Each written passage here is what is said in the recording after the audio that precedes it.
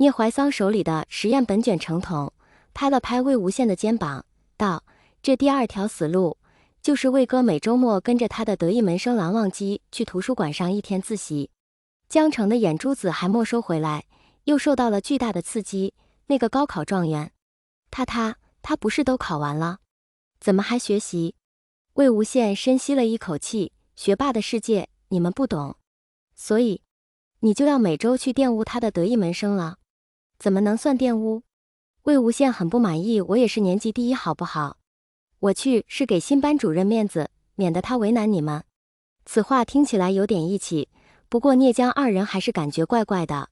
直到这节课，魏无羡又被化学老师拎着领子扔出去，还是没有感觉出来哪里怪。魏无羡也没想到蓝忘机居然一下子就答应了每周跟他上一次 T 大图书馆，而且沾了未来班主任的光。以前他多次想进的 T 大图书馆出入证居然也办了下来。T 大图书馆以馆藏无删减版的《金瓶梅》闻名于大学生之间。魏无羡第15次放下笔，又拿起来转了转，拄着脸蛋望向旁边蓝忘机的侧颜。真是一张好看的俊脸，就是这人怎么这么死心眼？难道没有毕业旅行吗？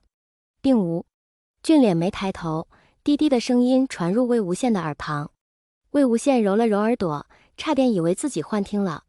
蓝忘机转了头，一双浅色的眸子面无表情地望着魏无羡，用只有他们两个才能听到的声音淡声说：“晋升，看书。”魏无羡反手把蓝忘机手中的书扣了过去，伸了伸头，几乎贴着蓝忘机的耳边小声说：“忘机哥哥，你高考之后的暑假也太没劲了，你不会真的就要在图书馆再看1个月书吧？”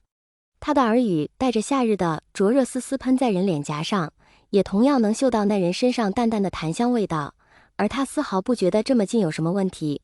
蓝忘机顿了一下，向着远离他的方向挪了挪。魏无羡没有放弃，他看了看蓝忘机手中书的封面，封面上用正楷端正的写着2个字：蓝湛。他小声读了出来，又轻声笑了一下：“忘机哥哥，这不会是你的小名吧？还挺好听的呢。”蓝湛。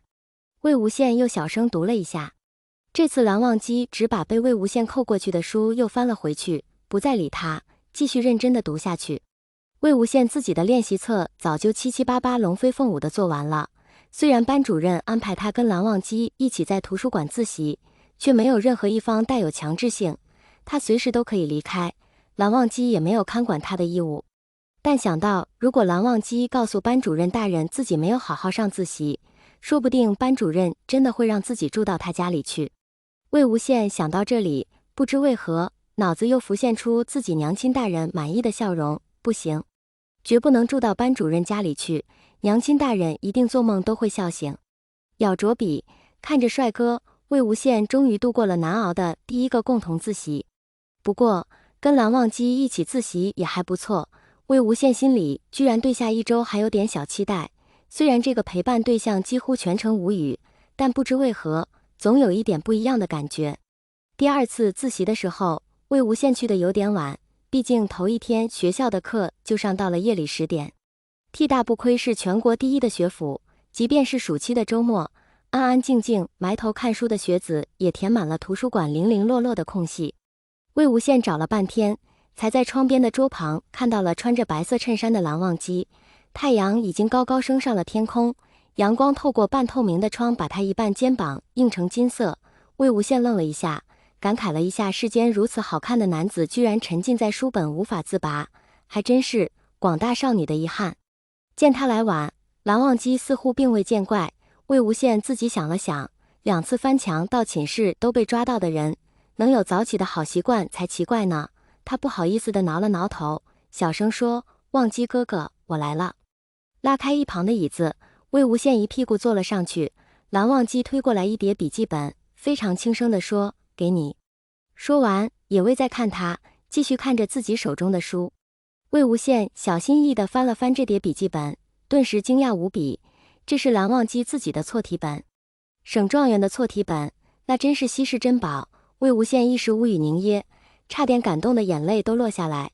他抱住蓝忘机的一只胳膊，后者身体微微僵了一下。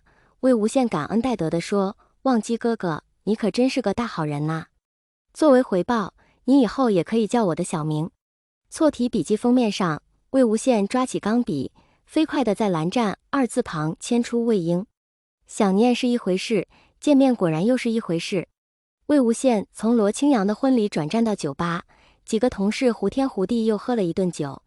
回到家里，已然下半夜2点多了。理论上，喝了这么多酒，入睡应该是愉快又迅速的，但魏无羡躺在床上，或许是这床不如酒店的柔软，被子也没有酒店的蓬松，总之整个人翻来覆去1个小时都睡不着。拿起手机，微信消息的提示还在无声地蹦着，在这样的夜里，似乎大家都乐于分享一下自己的夜生活。狂欢是一群人的孤独。